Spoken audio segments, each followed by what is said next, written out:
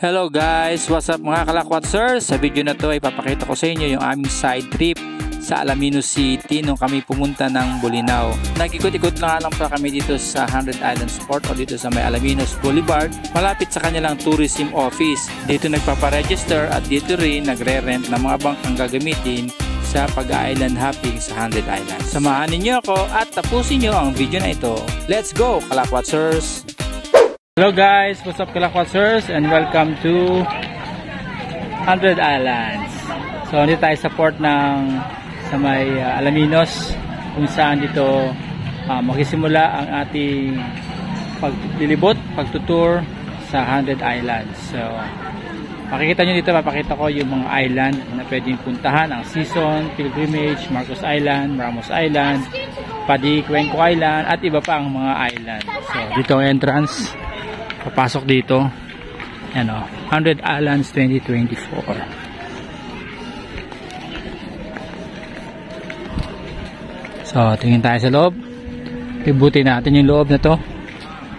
At tignan natin yun. Para din tayo nasa Aurora kasi tabing dagat din. Ayan.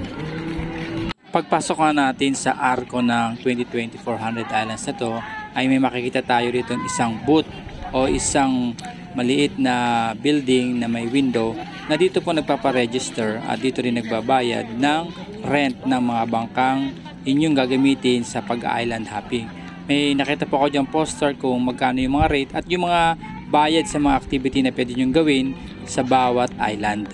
Paglampas nga sa booth na ito ay diretso na tayo dito sa pinaka boulevard nila at dito nga dumadang o nagdadak ang mga bangka. Iba-iba nga pala ang size ng mga bangka dito mula sa small, medium at large. Depende po kung ilan kayong sasakay at iba-iba rin syempre ang rate ng bawat bangka kasi depende nga po kung gaano kayo kadami na magtutour.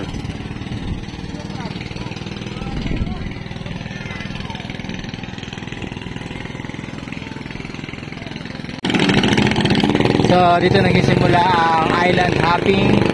Gusto nyo mag island hopping, dito kayo sasakay ng bangka. May mga bangka dito. Yan mga bangka dito. Ayan yung mga island doon. Ayan yung mga island.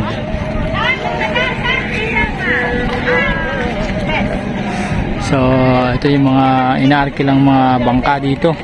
Ibang klase siya bangka, talagang pang tao lang siya. Yung design niya talagang hindi kagaya ng design ng mga bangka sa Aurora na pang isda. Ito may bubong at talagang may mga upuan sa loob, pang tao, pang tour talaga yung mga bangka dito.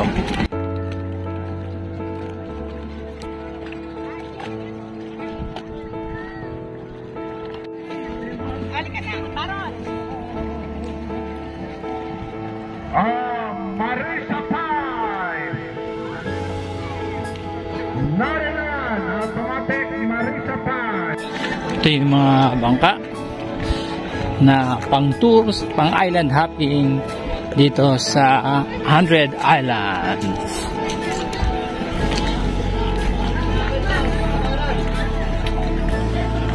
Ayan.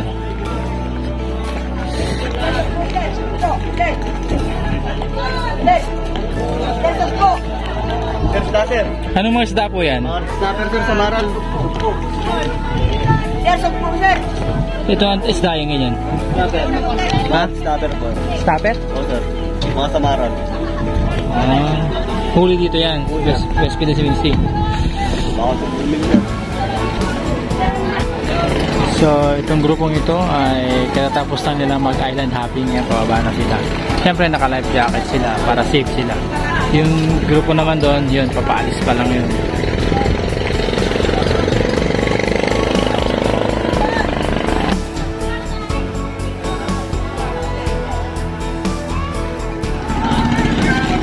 So itong isang bangka to, padak na rin siya. Nakapatapos na silang mag-tour.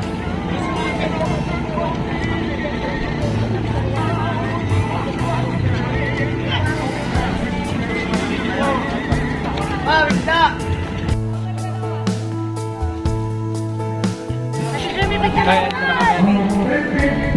kami sa may entrance ng ano. Bisa nyo, mumubambo na. Dito ka doon sa mama ko. Ah, sige, sige. Dito, Shelly, dito. Sige na. Bilis.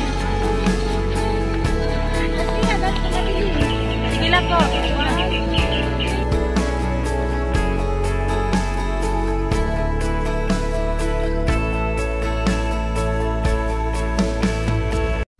So, ito yung parang miniature na 100 islands. Yan, 100 lahat yan. May mga pangalan din yan, yung mga island na yan. Siguro ganyan din yung ka-arrangement at saka yung makikita natin sa mga island na sa 100 island.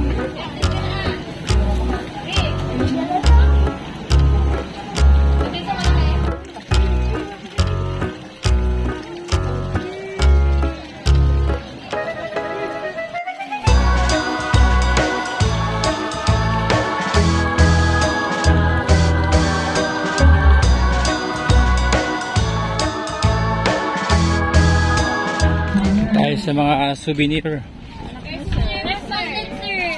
Bracelet ko necklace. Magkano ang rep magnet? 100. Ah, 100. Ano size? Peraso na yan. Ha?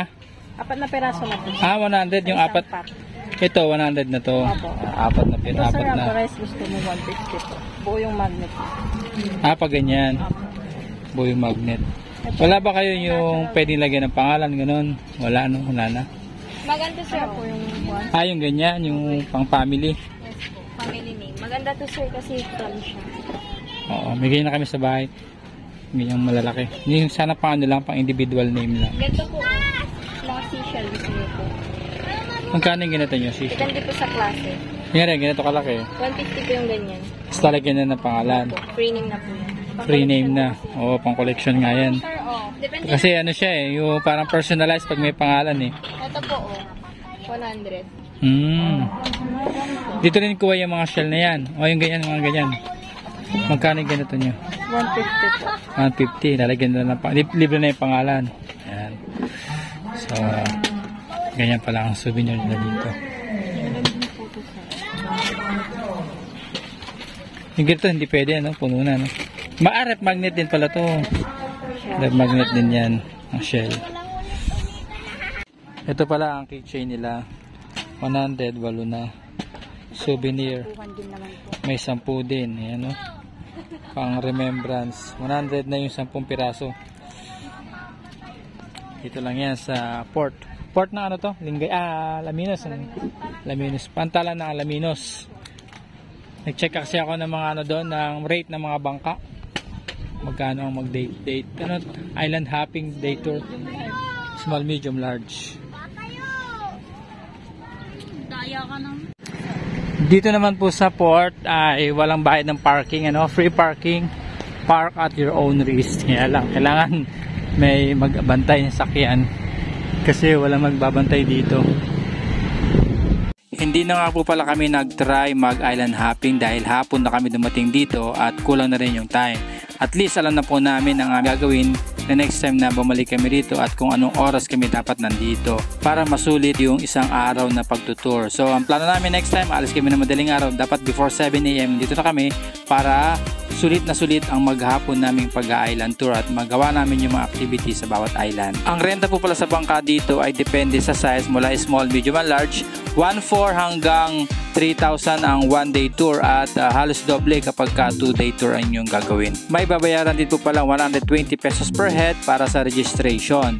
At syempre may discount ang senior citizen, PWD at mga residente ng Pangasinan.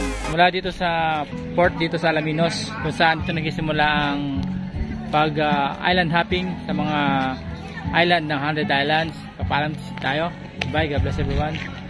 So, see you on our next destination, sa next activity natin sa ating paglilibot dito sa Pilipinas. Bye-bye.